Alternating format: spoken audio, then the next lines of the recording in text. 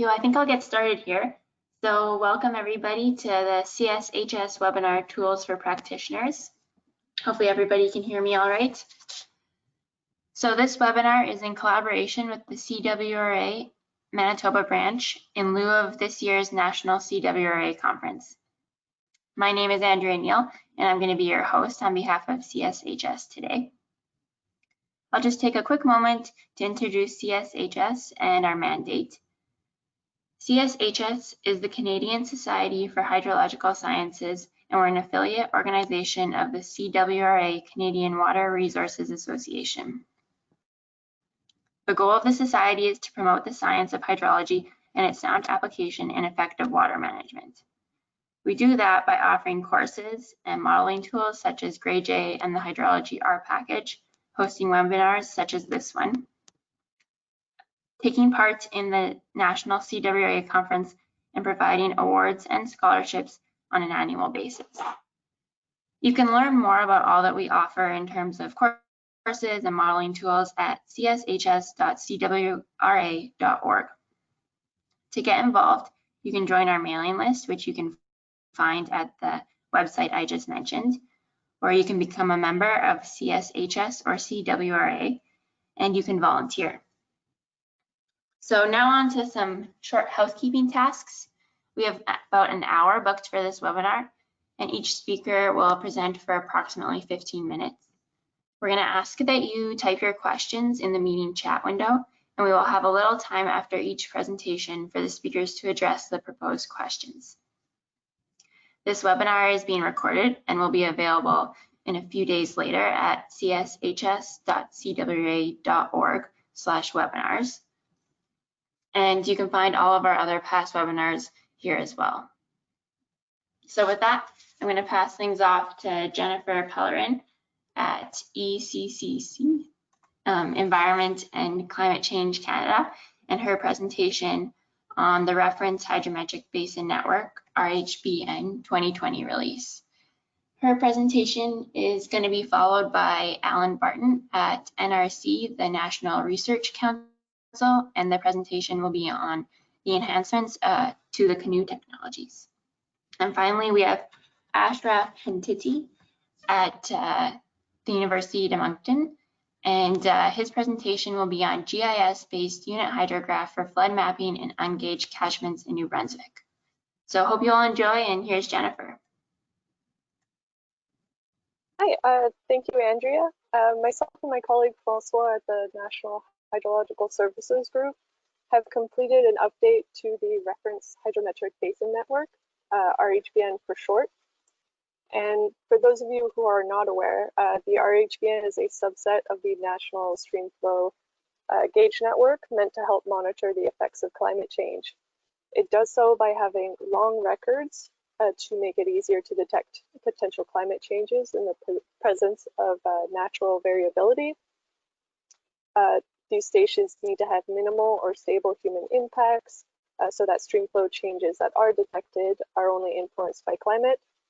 And finally, there needs to be a variety of watershed types within the network to properly document how climate change may be impacting them in different ways. The current RHBN was developed by Environment Canada in 1999 to support the climate monitoring goal, but also to prioritize these stations when funding decisions are made. There were originally 255 stations selected, but there are now only 217 actively recording. Many were discontinued, but for those that simply lost RHBN status, there doesn't appear to be any central documentation and certainly nothing publicly available. Criteria for the 1999 RHBN are laid out consistently in 3 papers. However, these criteria were flexible to allow stations across the entire country, and these loosened criteria cases were not documented and thus difficult to justify. This map shows ecoregions and the 217 1999 RHBN stations, and ecoregions are areas of similar climate, topography, flora, and fauna. As you can see, there's a lack of stations in some of these ecoregions, particularly the Hudson Plain, which is roughly northern Ontario. Not shown on this map, there's also a trend of increasing watershed sizes with increasing latitude, and effects in particular ecoregions or effects that are only apparent at particular watershed scales could be missed because of these skews in the network. For example, it seems probable that a changing climate and precipitation patterns could affect the Hudson Plain, but we would not know about that. And that region is particularly unique because it has very, very expansive wetlands. The procedure for the RHBN renewal is separated into steps defined by data sources and methods. More details on each step will follow, but it starts at the top, and any station that is unacceptable for some reason does not progress to the next, more intensive step. The analysis for hydrometric data and watershed properties has an ideal and acceptable threshold to allow candidate stations in all of Canada and thus avoid the loosening of criteria used in the previous version. Once we have a set of stations that have met all the minimum requirements, a representative national set can be chosen for RHBN membership. But those not chosen for RHBN membership will still be available. In the first stage, data from the Water Survey of Canada, HIDAT and HIDEX databases are used, and certain criteria apply to both ideal and acceptable thresholds. A station should have no regulation, it should be actively recording, data completeness is less than 5% annual missing data, and in the case of a seasonal station, that would be less than 5% of the recording season days are missing. And the record length is at least 20 years, where each year has met the data completeness criterion. Ideally, we'd have continuous flow, as that's the most useful and complete data, and acceptable would be a seasonal flow station or a continuous level station. If a station is below the acceptable threshold, then it's excluded further consideration. Watershed properties are based on 5 kinds of geospatial metrics, where each has an ideal and acceptable threshold, and then they are ranked based on which combination of ideal and acceptable thresholds were met. Again, a station with any geospatial metric below an acceptable threshold is not retained for further analysis. And there's more details in the RHBN update report, which will be available. But here are the major takeaways from this slide. The geospatial metrics may be divided into those affecting drainage and those affecting the regulation of stream flow more directly. Land use is the most important metric, particularly agricultural land. And this 10% threshold is the same as the previous RHBN and similar networks in other countries. Land use also has a coarse resolution, so it was supplemented by road density and population density. Population uses a database for large dams and a couple of databases for smaller structures. And if either of those regulation metrics are below ideal, the station must undergo an individual investigation. And there's more on that on the next slide. Time series property analysis uses statistical techniques to look for abrupt changes to stream flow attributes that may be an indication of some human impact on the watershed. Any station with over 5 abrupt changes in a 3-year window must go through an additional QC. These stations, along with the stations flagged based on the regulation watershed properties in the previous slide, are put through a manual QC, which consists of looking at standard flow plots, satellite images over time, other dam databases, and basically anything I can get my hands on. And I would be searching for human impacts that make them ineligible for RHBN status. Once a set of stations that meet the minimum acceptable criteria is identified, the search for a representative national set can begin. The selection of RHBN members starts by accepting all 1999 RHBN stations that have passed the preceding criteria. This provides some continuity between the two networks. Next, there's a procedure meant to limit the duplication of information within the network. So all qualifying stations are clustered based on similarity in terms of location of the centroid of the watershed, watershed size, and watershed yield, which is the mean total annual flow normalized over the watershed area to give a depth of water. Any single cluster must have centroids within 1,000 kilometers, watershed sizes within an order of magnitude, and yield within a square root range, which creates more differentiation at lower yields. The best station in terms of length of record and watershed quality is chosen within each of the groups. And third, if one of these groups of similar stations crosses an ecoregion boundary, then an effort was made to add a station in the other ecoregion, as presumably the hydrologic processes have changed across that divide. Stations not selected for RHBN membership are still available under the term RHBN quality. And finally, this resulted in 318 stations that have RHBN membership, and there's representation in all ecoregions except the Arctic Cordillera, and a much wider range of watershed sizes, particularly in the north. Watersheds are actually shown on this figure in light gray. There are more stations in the west, as there's a wider range of watershed yield due to the mountain ranges.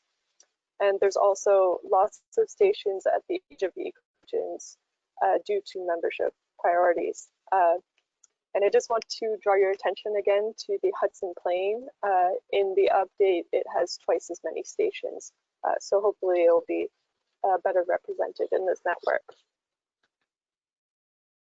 It's important to note that RHBN stations do not have a uniform quality in terms of data or watershed properties. And that's shown in this figure. Lower quality stations typically are found in major agricultural areas. Certain areas also suffered from a lack of candidates. The territories in northern Quebec simply do not have that many stations, particularly small to medium-sized watersheds. And the prairies in southern Ontario have many low-quality stations that were found to be quite similar in terms of location, size, and yield, so that explains the lack of stations there as well. These 318 RHBN member stations are meant for national analyses and protection during Water Survey of Canada budget cuts. If a user would like more candidates than what's shown here for a regional climate study or whatever else you can think of, there are around 700 additional RHBN quality stations, although these may have lower watershed quality or shorter records because they might have only met that acceptable threshold and not the ideal. So biggest difference between the previous RHBN and this release is the available supporting information. So similar to the previous RHBN, there will continue to be a true-false RHBN column within the HIDAT database. Unfortunately, it will only display the 2020 RHBN at the next release in October of this year. However, going forward, it will always represent the latest list, the latest RHBN list. If you would like more information on methods used, there's a report available in French and English. Appendix A of that report is the 2020 RHBN list as of July 1st. And although we want to keep changes to the RHBN list at a minimum, they may occur at any time when NHS is made aware of an issue with the RHBN status of a station. If a change is necessary, it will be added to Appendix B of this report, and the HIDAT column will be updated. So Appendix A RHBN list in the analysis year.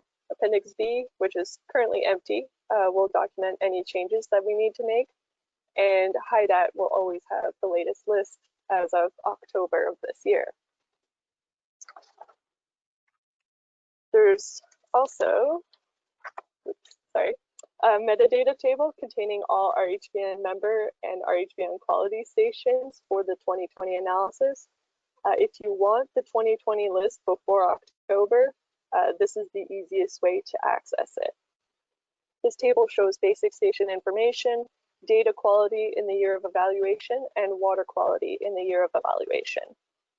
The disclaimer at the bottom of this slide is necessary as these are approximate numbers. All values have been limited to 2 significant figures to reflect this, and the table is most useful to compare stations in broad terms and not to use these as absolute values. The metadata table is also the version control for the RHBN. A station will have a row for each instance of RHBN membership with the year of evaluation beside it. So, for instance, that would be how you would access the 1999 RHBN once HIDAT has been updated. However, 1999 values won't have the data or watershed quality as they weren't calculated at that time. There's also some supplementary tables, one for nesting watersheds, just to document which RHBN stations are within another one. And there's also a recommended data limits table, which will document any known cases of portions of the data record that aren't appropriate for climate studies. The example here is the Belon River, where before 1984, they were using a particularly unreliable high flow measurement. So the period before 1984 is not appropriate. The recommended data limits table is not exhaustive and may also be updated at any time. And NHS is largely reliant on users for this information, so please notify us if you have any new recommended limits via the Water Survey of Canada contact page. So finally, the gist of the presentation, this is where you can get more information. The HIDAT database is available as normal at wateroffice.bc.jc.ca, and it will display the 2020 RHBN list by October of this year. The methods document and supporting tables are available via an FTP link, and this is actually where you would access the HIDAT MDB file as well. There's just an RHBN folder there. If you want access to the metadata table with the full 2020 list, this FTP site is the best way to get there. And if there's any questions or comments afterwards, feel free to send me an email. Thank you. I guess on to you, Andrea. Yeah, thanks, Jennifer. So the only question I see here is there a document available online? Oh, sorry, a bunch just came in with you, which you just addressed. So yes, it is available online. There's a question from Chris Dowdy to Jennifer. Have you looked at increasing station criteria to greater than 20 years of record? Previously, we have used a minimum record length of 60 years to identify trends. I feel that that's something that a researcher could do. We use 20 just to have as many options as possible because this is kind of a network that going forward we want to maintain. So it's good to identify them early on as well. But a lot of the stations do reach 60 years, especially since the selection amongst similar stations, the length of record was a factor. So if there was 5 similar stations, usually you would pick the one with the longest record. Okay, great. Does that answer the question? Okay. Chris, if it doesn't answer your question, just send another one. So Curtis Halberg has another question. When establishing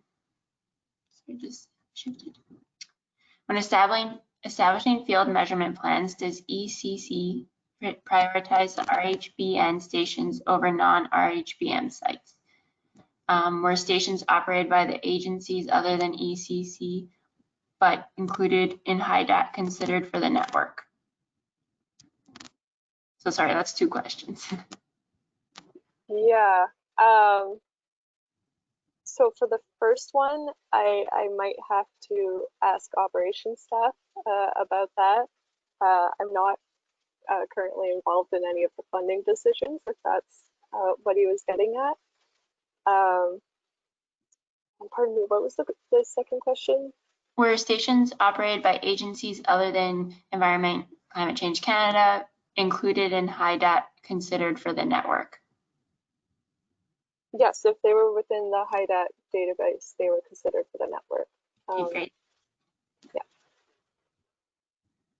And we've got one more, and then we'll move on to Alan's. So from Janine Saint-Jacques, any luck in filing that Pauline Central Quebec hole that is the worst in the country?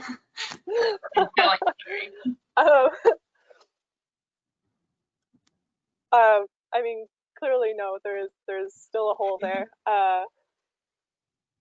Yeah, we'll have to see what can be done for that. One factor, particularly for that area, is that a lot of the stations are associated with large hydroelectric operations, so they're not appropriate for this network. Yeah, we might have to think about that one. Okay, thanks, Jennifer. So Alan, I think we'll pass this off to you now.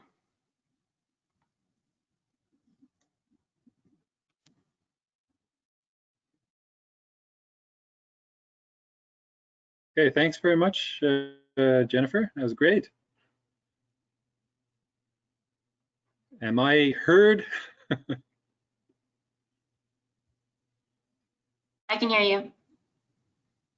You can hear me? Can you see my slide? Yep, we can see your slide. Okay. Oh. So my name's Alan. I'll give you a little update on kind of the canoe technologies that have been around for a while here at the National Research Council of Canada. So for those that are not aware, the National Research Council of Canada is all across Canada. And in fact, I'm located here in Ottawa, and the rest of my teammates are located in St. John's, Newfoundland, which is a fairly recent change for me. So that's quite exciting to have teammates on the other side. Here in Ottawa and in St. John's, we have some physical laboratories. The red ones here are the 3 that we have here in Ottawa. And we also have what I'm calling virtual laboratories since, I guess, about 1997. So, oops. So there are a couple of newcomers to this kind of ecosystem. First of all, we welcome Chimes, which was kind of introduced around 2011. So that's about 9-year-old little girl. And we also have Python, which is exposing our canoe infrastructure or technologies through the Python language. So we do have kind of Chimes and Canoe working like gears where they kind of feed off of each other. And then there's a much larger gear, which is our collaborators, clients, and customers, which are very much driving these technologies. For those that are not really aware, there are on Chimes, there's an area for the public download, and we offer release versions of both green and blue canoe installers, and we also offer alpha and beta releases, which are kind of in progress type of software. The reason why we use Chimes is because it helps us get the canoes out into people's hands who are in the hydrological and hydrologic communities. This table here is showing some of the statistics. I guess it's about a year old now, specifically for Blue Canoe and kind of how many people are downloading and what type of operating system they're requesting. So Chimes helps us keep track of these kinds of things, and that's very useful for our management to make sure that these things are still being used in the community. Another aspect that we use Chimes for is to try and have a place where the community can come for these pieces of software. This is somewhat new and has not really been advertised very much. So I'm taking the opportunity today to kind of more broadly advertise this capability of Chimes. And if you're interested, please get in touch with me and we can have a chat about it. If you do want to have access to Chimes, I've put in the box here the URL for Chimes and the username and password so that you can get in there. And we use Chimes as a way to suggest or address or even share information among our communities. This is an example of something that's on Chimes, and Chimes is helping us manage our work. This is basically a way that any project on Chimes can view or visualize the work that's ongoing on the system. So we have a project specifically for Blue Canoe, and we have another for Green Canoe, and we have another for ECDE, among others. So each of those software systems has one of these Kanbans, and it lets us quickly get an overview of what's going on. And this is all managed by the Chimes system itself. Another way that we use Chimes to help us with our work with the canoes is to help us prioritize the work that we have and to help us either internally or externally be much more transparent than perhaps we were in the past. So this is some statistics here for what's going on. We've broken down our work into those things that are being worked on. We've got about 270 of them, and those things that have been closed or completed. And we had about 124 at the time that I collected those statistics. And they're categorized into different types, like strategic or large types of work, all the way down to reactive when somebody mentions something and we need to take an action. So this is our kind of virtual laboratory that we have in place, where we have the canoe technologies and what they're built on top of, and Chimes working together with our collaborators, clients, and customers. So on the right-hand side are examples of things that are built on the canoe technologies. And so if I give you a quick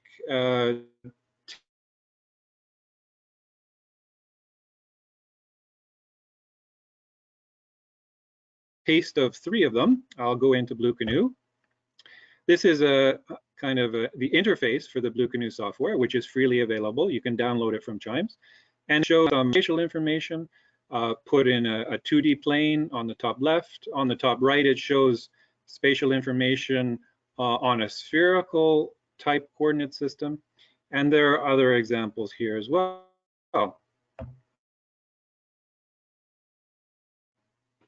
This is an example that I created for the Blue Canoe community, because in that domain, they need to be able to created this one that allows creation of simple 2D shapes based on various properties, and you can rotate them and whatnot. On the right-hand side are some examples of the things that were created. Excuse me, this is another example. In the Blue Canoe world, we have X, Y, Z data, and in some cases, the X and Y represent latitude and longitude, and in other cases they represent longitude and latitude, so they swap. So because the XYZ file is undocumented, we added the ability to swap them, and so here you go. In that community, this is a new little feature for them. Now, if we kind of step a little bit closer to the kind of streamflow data world and water levels, in Green Canoe. This is Green Canoe interface with some examples of geotiffs or examples of HVEC model data shown, and also a very large wattflood model results at the bottom there. What I'm going to do quickly is show you an example of some of the things that Green Canoe can do. So on the Chime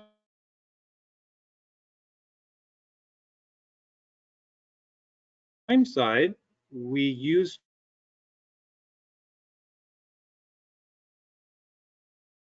chimes to help us keep track of pieces of work.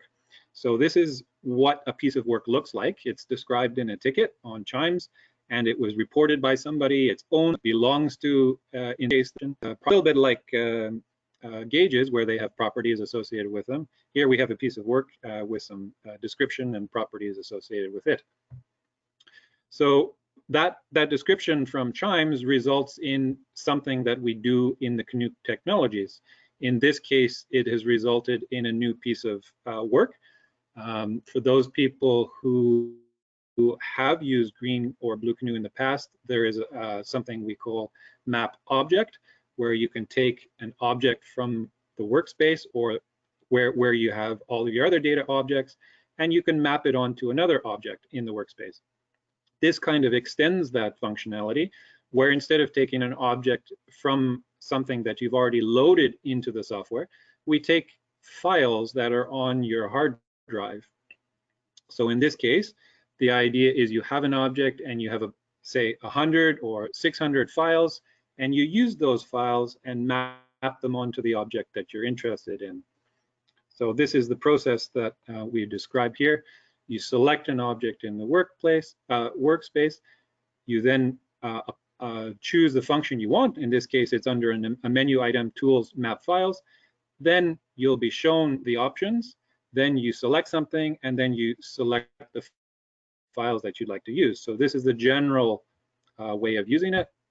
This is the specific. So if we have created an empty grid, a two-dimensional grid, and we're interested in averaging some kappa precipitation data, we first select the grid that we created on the area that we're interested in. We then select, I've added a red arrow here for the average all grid files. So we've selected that particular function to perform that we're interested in. And then we go off and we get Green Canoe to do it for us. In this case, what it's done is it's, for our grid of interest, it's gone and it's averaged all of the kappa grib2 files. And notice here in this case, we actually had grib2 files at 2 different resolutions, and it's automatically handled that for you. So in this case, we have kappa data at 10 kilometer resolution and kappa data at a 15 kilometer resolution. We also have a little hiccup here. We had some missing data in our grid, so we didn't get any average precipitation in this kind of blue area. And what happened is due to basically the way that the grid was set up. So when the grid was set up, it was created as a regular sense, and then it was mapped to the coordinate system of interest, which caused it to have this funny shape. And it went outside of our data domain. So when we were mapping from the files onto our grid, there was data in the files, but there was a region that we were looking for that was actually not in the files that we selected. So that's kind of a detailed explanation. And now for ECDE, which is another application. So Blue Canoe and Green Canoe are available on chimes, and ECDE, or the Environment Canada or Environment, Climate and Climate Change Canada, it's ECCC Data Explorer, that is distributed by EC themselves in the same area where the HIDAT MDB file was mentioned by before. This is the ECDE interface. It is built on the Canoe technologies, the same underlying technology, and it's exposed via this interface.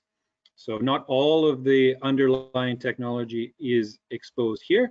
What was done was a portion of the functionality is shown, and here we have shown the political boundaries of Canada, plus all of the green dots are the gauges that were in the HIDAT database at that time. In this case, it's from 2016, so it's an older picture. What has happened to the underlying canoe technologies over time is things have been improving. So, for example, the way in which attributes are handled has fundamentally been changing, and it can now be exposed through ECDE, and you can see enhancements such as the color scale now shows both categories and numeric values, which can be useful when people are trying to help determine categories and values of things. Over the last while, I've also been using Green Canoe to help during the development for the Environment Canada Data Explorer. So here is an example.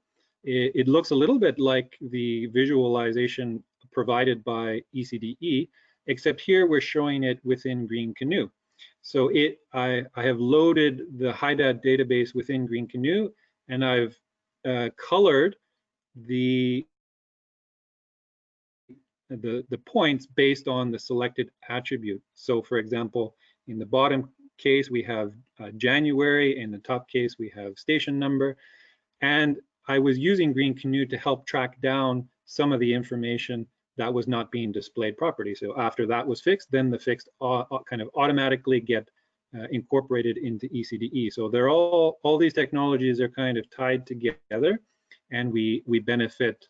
When one benefits, the others also benefit.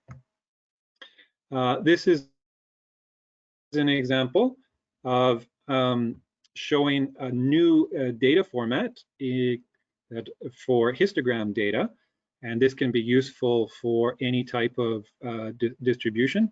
In this case, I believe it was yearly data. I don't remember for which, probably for one of the groups that I was looking at when analyzing HIDAT data. And here, what's been happening is the same histogram data file was imported in Green Canoe 3 times, and then it was showed in a 2D plot. The same data, just displayed in 3 different ways. So sometimes one visualization will help improve pattern detection and knowledge extraction over and above another type of visualization. Here is a different example. Here it is 3 different histogram data files, and they've been loaded up, and all 3 of the different data distributions use the same display.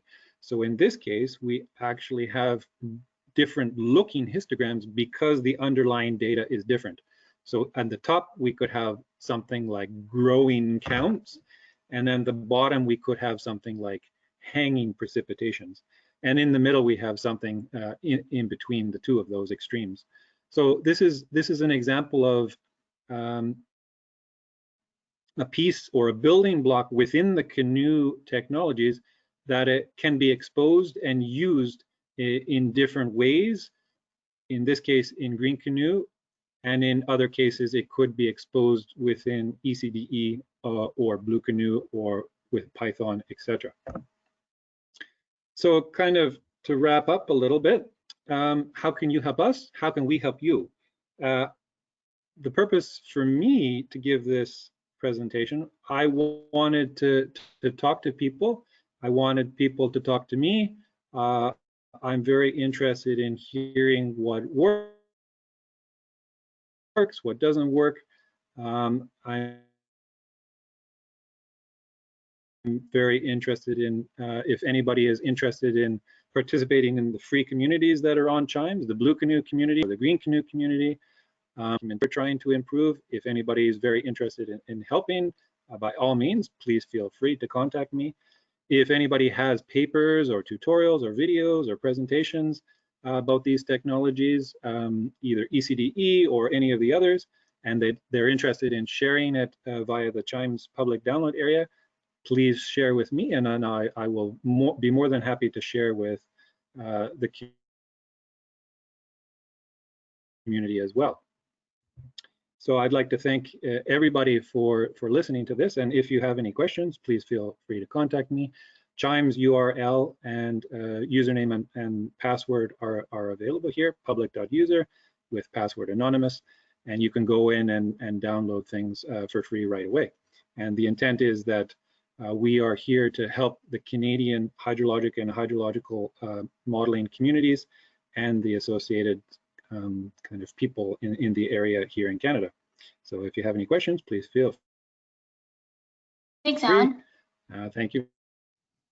So very there much. are questions for you here. First one from Tahira Yasmin. Are these tools being regulated by federal government to make these tools mandatory for local government / municipalities? And sorry, my screen just moved again. To use and having the same understanding level to avoid so many confusions on different data. That is, I think, a really interesting question. The National Research Council does have some, for example, suggestions via, for example, the building codes standards, but in this area, I don't believe there's any mandated federal type of activities, and perhaps that could be something to raise with either EC or Natural Resources Canada. Typically, the NRC is providing research services or technical support services and does not usually mandate things to provincial or municipalities, as far as I know anyway. Okay, thanks. So I'm just going to do 3 more questions since we're running short on time. From Robert Slumsky, does Canoe also provide support for .las files and point cloud visualization? So the XYZ format in Blue Canoe, you can, if I'm thinking of the right format that you're talking about, you can convert that format into an XYZ file, and then you can display it in Blue Canoe. How you display it, you could display it in a 2D scatter plot, or you could display it in a 3D XYZ plot. If you want to have a further discussion, Rob, please feel free to reach out to me. Great. And from Elizabeth Phillip, Chimes and CHYF are both from NRCan. Sure, she's wondering if both those are from NRCan. Chimes is the Canadian Hydrological Model Stewardship. It was founded in 2011 by Dr. Wayne Jenkinson, who's now currently at the International Joint Commission. I started working on Chimes in 2014, I believe, so about 3 years after it was founded. And so I've carried the torch after that was started. CHYF is not a part of the National Research Council Canada. I believe that might be NRCan, not NRC. Okay, and last question from, oh, sorry, there's a few more, but I will just go with Alexandra's question as the last one. If we have time at the end, I can circle back. Do you know of any interest or development in connecting Green Canoe to the whiskey database products, KISTers? I know they are becoming popular in the hydrological community in Canada. There is,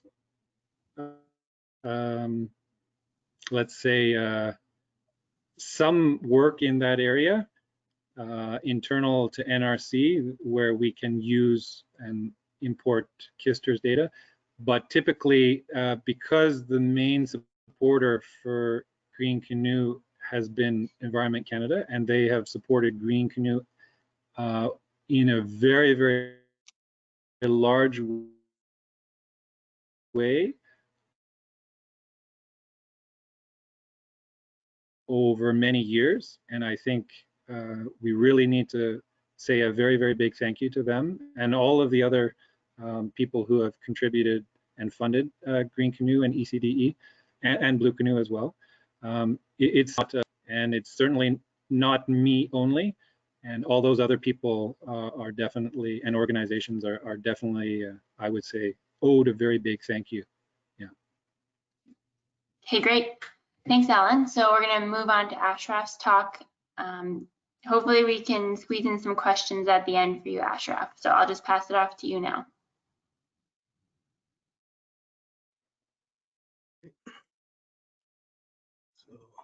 So can you see my screen? Hello, everybody. Yep, we can see your screen and hear you. Okay, just I have.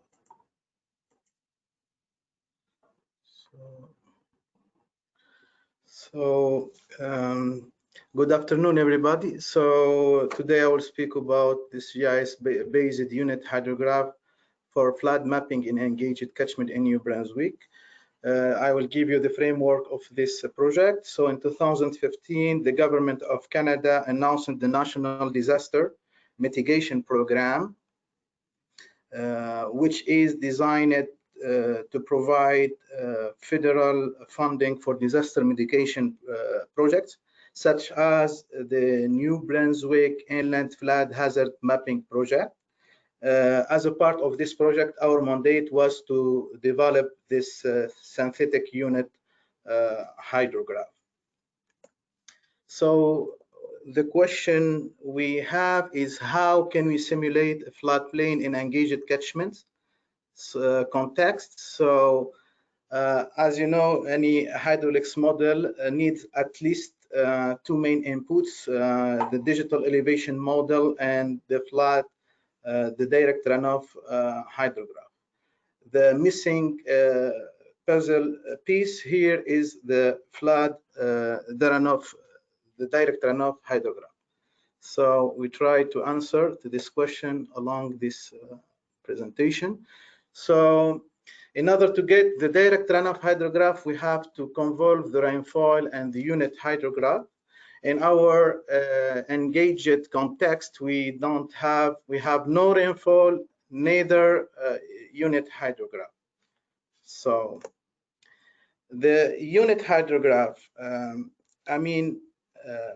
may be defined as the direct runoff hydrograph resulting from one unit of effective rainfall, which is uniformly distributed over the basin at a uniform rate during a specified period of time. The unit hydrograph is developed from rainfall and runoff data on a watershed and applies only for that watershed and for the point on the stream where the runoff data were measured. So in our engaged watershed, so since we don't have rainfall runoff time series, so we have the solution of the synthetic unit hydrograph. So many synthetic unit hydrograph procedures are used to develop the UH for other location on the stream in the same watershed or other watersheds. Synthetic unit hydrograph does not require any rainfall data. So in the literature, so many methods, models, approaches of synthetic unit hydrograph that we can classify them, mainly are classified on four types. The first type is the traditional synthetic unit hydrograph, which relates or those relating the hydrograph characteristics like the peak discharge time base, time to peak, to the basin characteristics like the longest flow path, the slope, flow accumulation, and so on. And here we can cite Snyder 1938. The second type, those synthetic unit hydrograph based on dimensionless UH, so it's like the soil conservation service, 1957. And then the conceptual synthetic unit hydrograph that they are based on models of watershed storage like Clark and Nash unit hydrograph. The last type, it's the GIS or DEM based unit hydrograph. So our methodology belongs to the fourth type. So our methodology mainly is based on two big theories or scientific backgrounds, let's say, the Maidment methodology and the Clark methodology. So,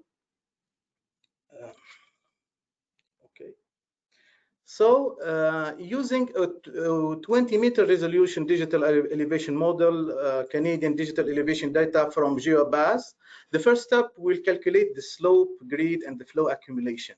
And afterwards, especially distributed velocity field will be calculated. And then the next step, we're gonna get the isochron map. From that, we'll extract the time area histogram, which is so the keystone of our synthetic unit hydrograph creation.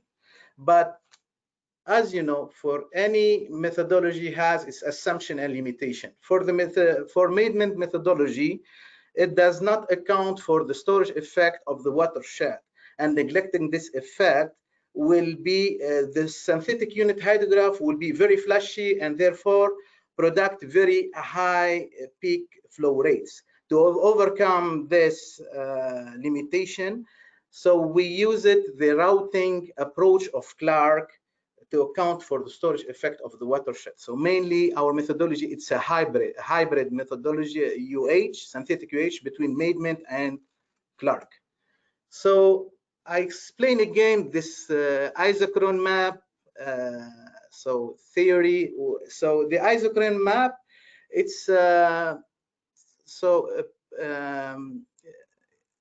it presents or describes the incremental contribution of sub areas between isochrons to the flow at the outlet of the watersheds, and can be illustrated by the time area diagram to the here to the right. From that, we can get the cumulative drainage area, and simply the unit hydrograph is the slope of this curve. So the unit hydrograph ordinate at a time delta t is given by the slope of the cumulative area diagram over the delta t time step.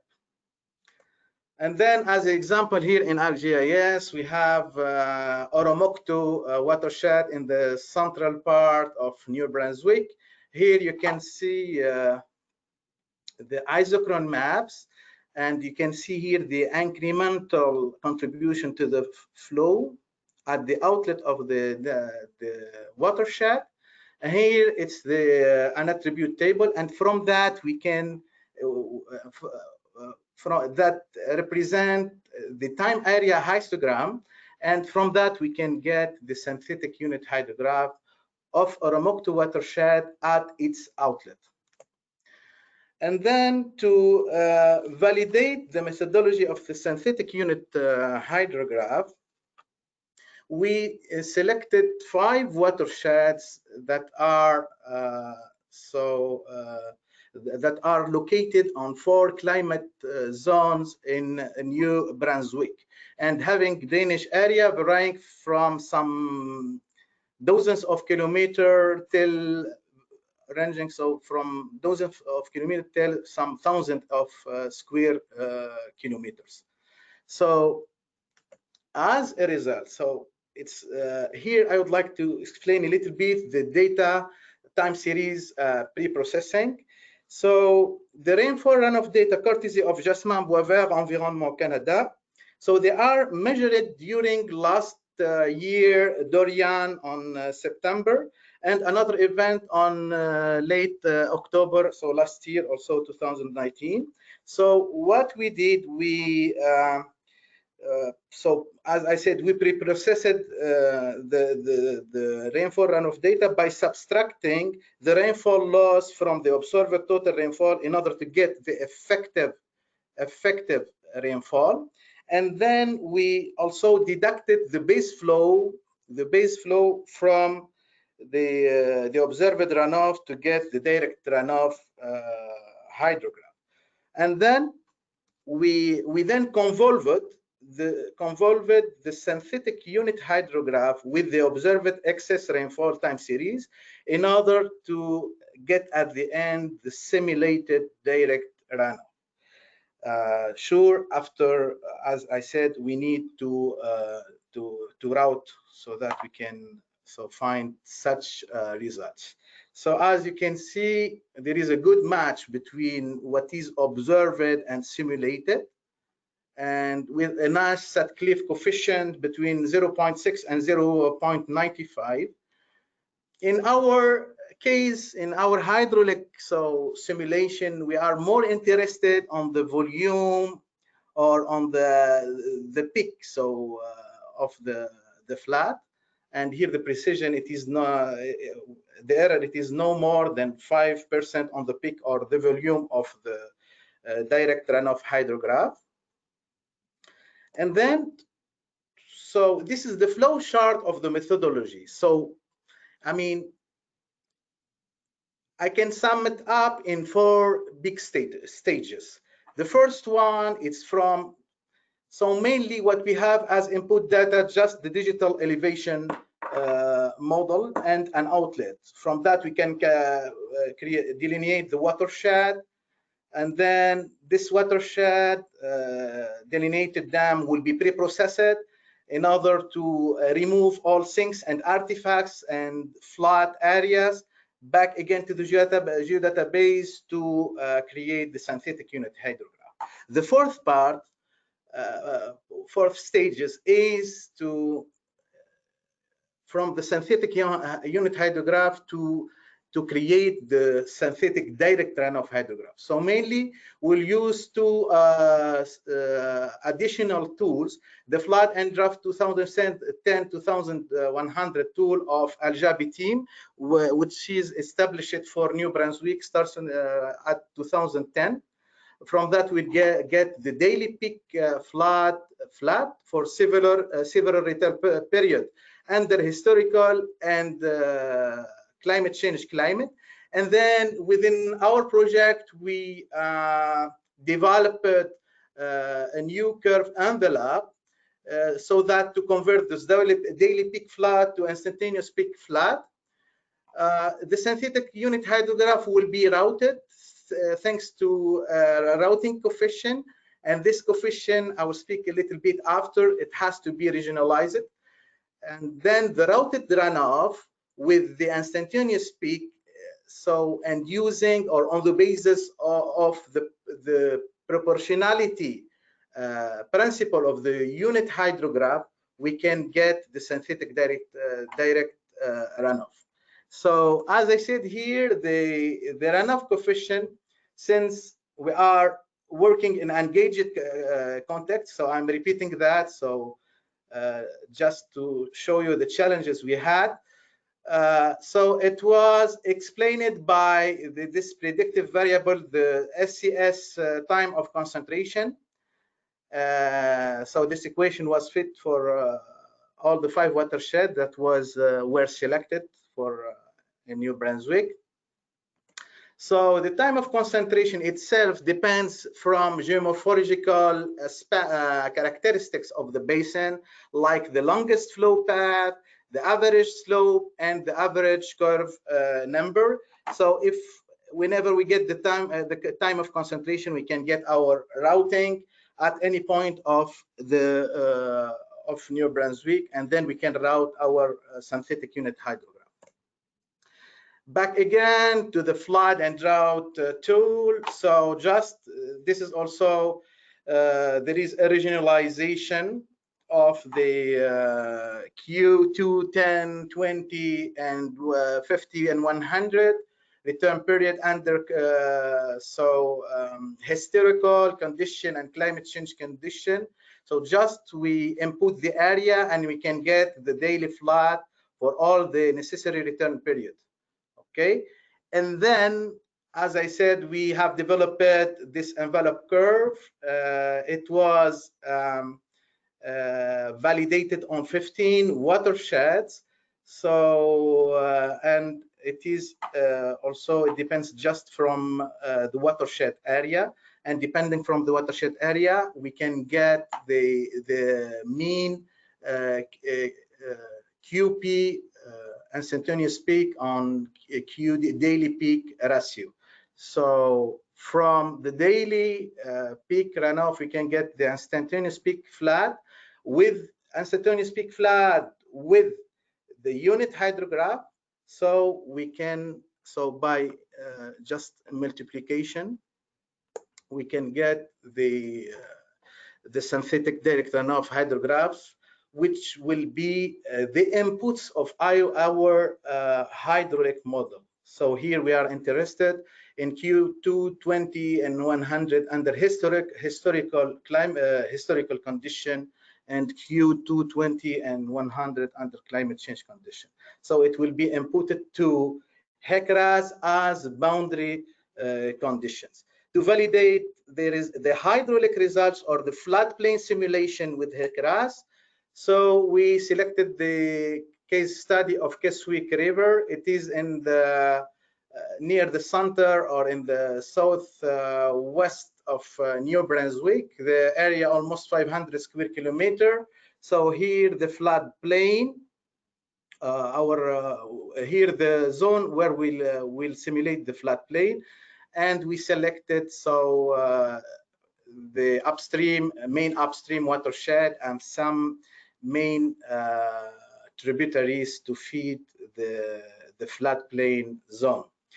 And as a result, so in blue, this is the calculation, our simulation by HECRAS for the return period 100 flood, and it is compared here to all flood risk that were maps that were developed in 1982 by the government in New Brunswick. And here we can see in terms of floodplain extent, they are, I mean, at the same range, comparable. And if we compare the water surface elevation along the simulated floodplain from upstream to downstream on 30 profile lines, or if you want cross section, we can find that what we simulated, it's at the same range, almost 1% different of the water surface elevation calculated within the old maps. As a conclusion, so the synthetic unit hydrograph methodology was validated using 5 watersheds in New Brunswick, depending in their areas and different climate zones. And here I can say, I mean, it can be used at any point of New Brunswick. And also the floodplain simulation within the hydraulic model was successfully simulated for Keswick River.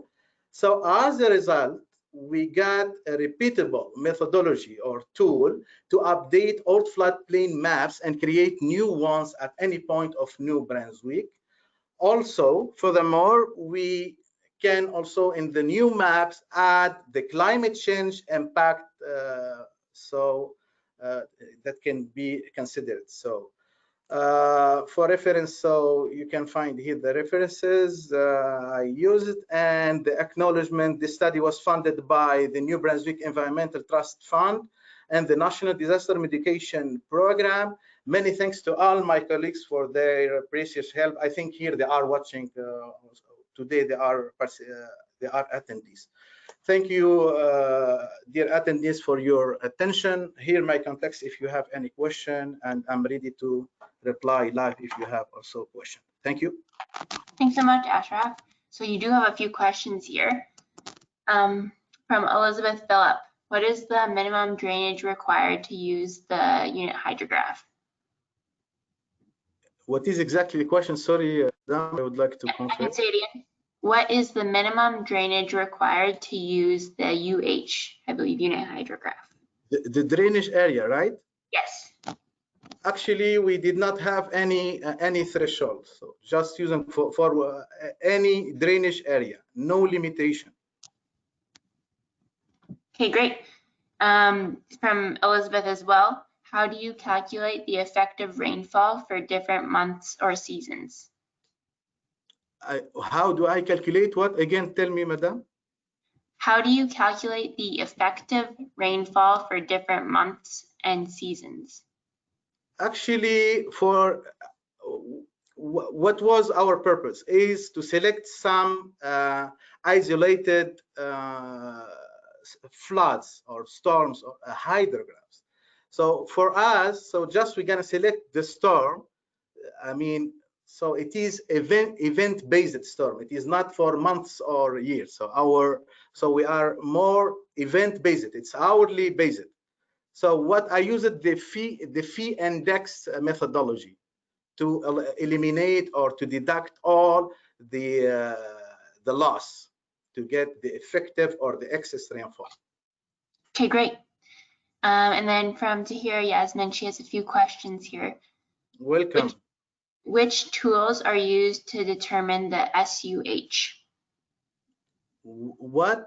Tell me again, madam. Sorry for I cannot. That's okay. Maybe I'm talking too fast. Yeah. Which tools are used to determine the SUH? Which loss? Tools. Which tools that to determine? So actually, you can say I said it's a hybrid tool, and we add our flavor. It's flavors. It's a homemade tool.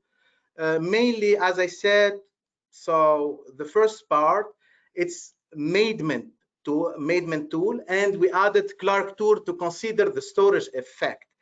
So this is mainly the tool for of the synthetic unit hydrogram. Okay, and then Tahir has two more questions, but because we're running short on time, I'm just gonna say one of them out loud, and then maybe Tahir, you can email Ashraf after the presentation. Yeah, welcome at any time, welcome. The second question is how to calculate flow paths and time of concentration. The time of concentration, and then the other one, what is flow? Flow paths. Flow path, the longest flow path. Okay, for the time of concentration, so it's the soil conservation service time of concentration. Actually, we tried a lot of them, but we stick to this time of concentration because it describes better the time of concentration of watershed, and especially we have this kind of geomorphological data. As I said, our main data is the digital elevation model. So this is the idea. So what we need to calculate that. So you can find the formula everywhere in the literature, but what is the variables that you need the slope percentage, average percent slope of the digital elevation model, and this is you can get it by ArcGIS, very simple. The longest flow path, there is a way to calculate this. So using, I don't know, in hydrology special analyst, you can use the flow length tool. You use it once downstream and once upstream. You sum both of them, and then you get there is a maximum threshold. From that, you can get the longest flow path. And what we have the curve number of also the soil conservation service. From that, we can get the time of concentration. Great, thanks so much, Ashraf. And so that's the end of our webinar today. Just want to say a big thanks to our three speakers and for the CWRA Manitoba branch for collecting all these abstracts for the conference. And so great that we can still hear from so many